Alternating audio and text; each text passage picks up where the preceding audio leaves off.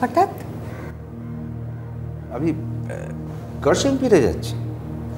অনেকদিন তো হলো এলি না। কবে? এই তো আজই। আজই? এসব কখন ঠিক হলো? একটু আগেই। কেন? আপনি তো এরকম হুট করে কিছু প্ল্যান করেন না ফাদার। মানে আমি না একটা স্বপ্ন দেখেছি। ওই চার্চের বাগানে পপি গাছগুলো আছে, ওগুলো সব মরে গেছে। জল টল দেবার কেউ নেই তো তেমন। মনটা এত খারাপ হয়ে গেল যে ডিসিশনটা নিয়েই ফেললাম। ফাদার, আপনি কিন্তু একদম বানিয়ে বানিয়ে কথা বলতে পারেন না। আপনার মুখ দেখলে পরিষ্কার সেটা বোঝা যায়। এইরকম একটা অদ্ভুত ডিসিশন নেওয়ার কারণটা আমি জানতে পারি?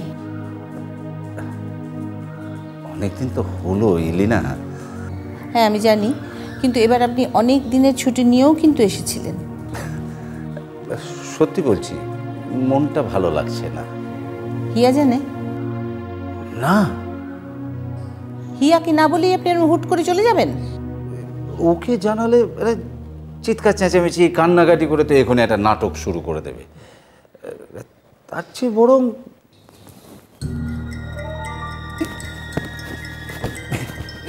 এলিনা শোনো, please please try to understand. আমি তো সেইটাই বোঝবার চেষ্টা করছি ফাদার। আপনাকে আমি যতদূর জানি, একটা ভয়ঙ্কর কিছু ঘটনা না ঘটে গেলে আপনি তো এই ডিসিশন নেবেন না। আরে কি আশ্চর্য, কি আবার ঘটবে? আমাকে কেউ কিছু বলেনি, আমি তো নিজের থেকে।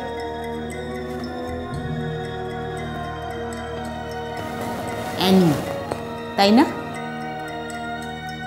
কি বলেছে অ্যানি?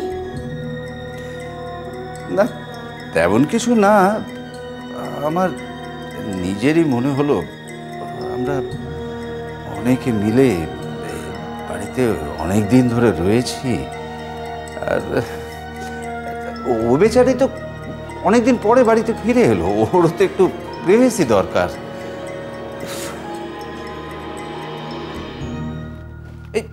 এলিনা, এলিনা প্লিজ শোনো শোনো।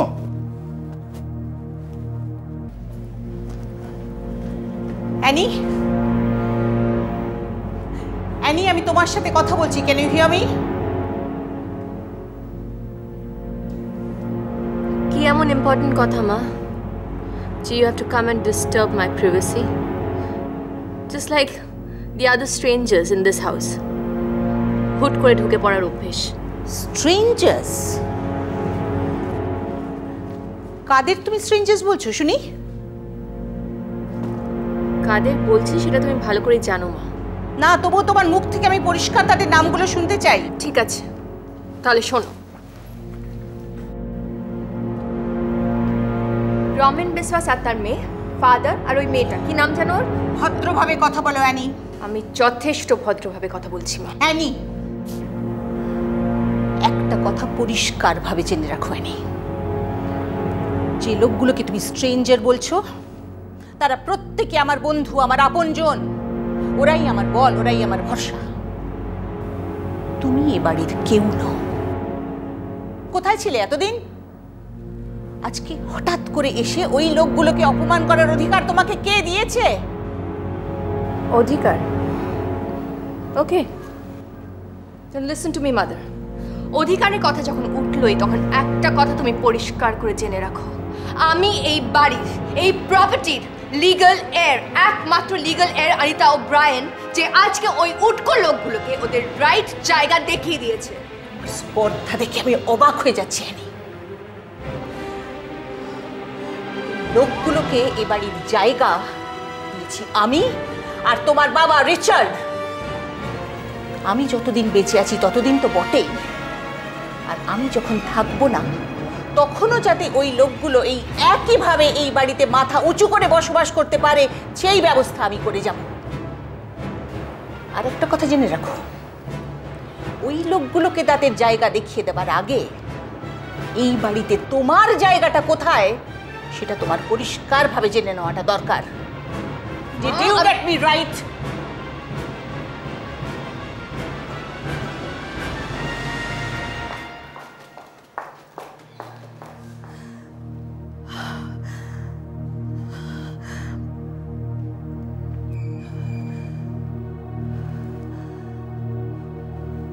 হ্যাঁ এই তো একটু পরে বেরোবো, তারপরে চাবিটা দাও। হ্যাঁ ম্যাডাম ম্যাডাম কোথায় যাবেন বলুন, আমি নিয়ে যাচ্ছি আপনাকে। চাবিটা দাও। না মানে কলকাতার রাস্তায় প্রচুর ট্রাফিক তো, আপনি চাবি ম্যাডাম জানতে পারলে কিন্তু শোনো, এই মুহূর্তে আমাকে চাবিটা না দিলে তোমার চাকরি এমনিতেও থাকবে না।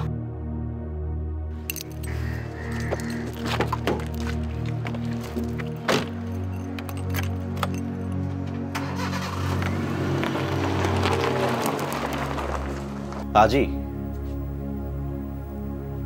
এখনই? ঘন্টাখানেকের মধ্যেই বোধহয় ধর্মতলা থেকে একটা বাস আছে। কিন্তু হিয়া তো আমাকে এই বিষয়ে কিছু বলেনি। হিয়া? ও কিছু জানলে তো বলবে। কিন্তু এভাবে হিয়াকে না জানিয়ে আপনি... ওকে জানিয়ে গেলে ও এত সহজে আমাকে ছেড়ে দিতে ভেবেছ? আপনি নিশ্চয়ই এখানে হিয়ার সঙ্গে দেখা করতে এসেছেন। তা অবশ্য ঠিক, কিন্তু এসে শুনলাম ও নাকি কাজে বেরিয়েছে। আসলে হিয়ার অভিমানকে আমি বড্ড ভয় পাই। একেবারেই কিছু না জানিয়ে চলে গেলে হয়তো কেঁদে কেটে একসা করবে। তাই অন দ্য সেকেন্ড থট। কিন্তু এখনো যদি তাই হয়? তুমি তো আছো, সামলাতে পারবে না? আমি? হ্যাঁ তুমি। এরপর থেকে হিয়ার সব দায়িত্ব তো তোমার।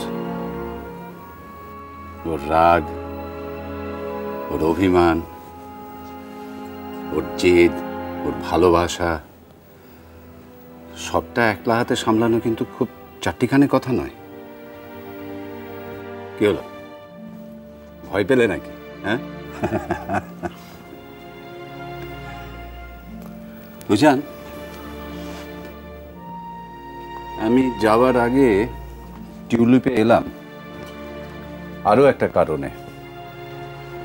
আমার মনে হলো হিয়ার চেয়েও বেশি আমার তোমার সঙ্গে দেখা করে যাওয়াটা দরকার।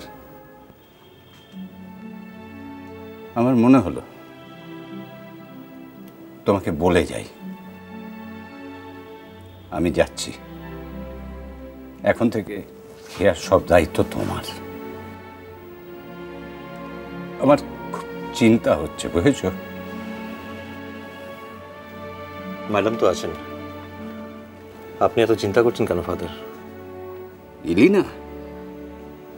না, আমাদের তো অনেক সময় অনেক কারণে হাত পা বাঁধা হয়ে যায়, তাই না? তা ইলিনা এতদিন যেভাবে হিয়াকে আগলে আগলে রেখেছে, সেটা কি আর... কেন ম্যাডামের এমন হঠাৎ কি হলো যে হিয়াকে সামলাতে পারবেন না উনি? ফাদার, তুমি এখানে? যাওয়ার আগে তোর সঙ্গে দেখা করতে এলাম।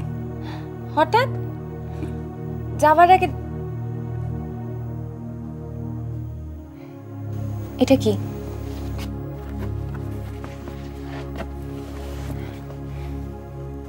এটা কি? তুমি কি কোথাও যাচ্ছ?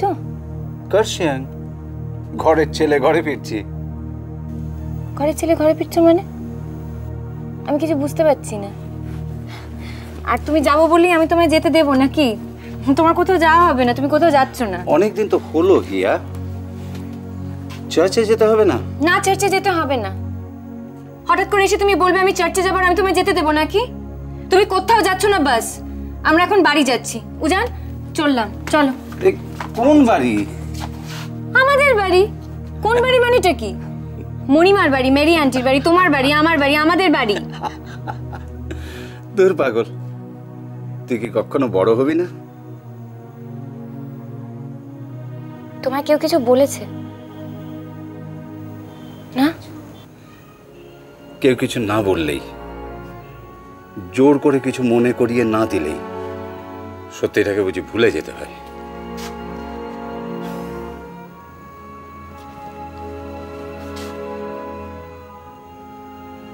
তোমাকে কেউ কিছু মনে করিয়ে দিয়েছে না? দেখ, তোর সঙ্গে এত বক বক করতে পারি না। এরপরে তুই আমার বাস মিস করিয়ে দিবি। আমি বলি ফাদার যে কষ্ট করে এভাবে বাসে না গিয়ে একটু ওয়েট করুন না। আমি আমার ট্রাভেল এজেন্টের সঙ্গে কথা বলে দেখি দার্জিলিং মেলের টিকিট কবে পাওয়া যায়। উজান,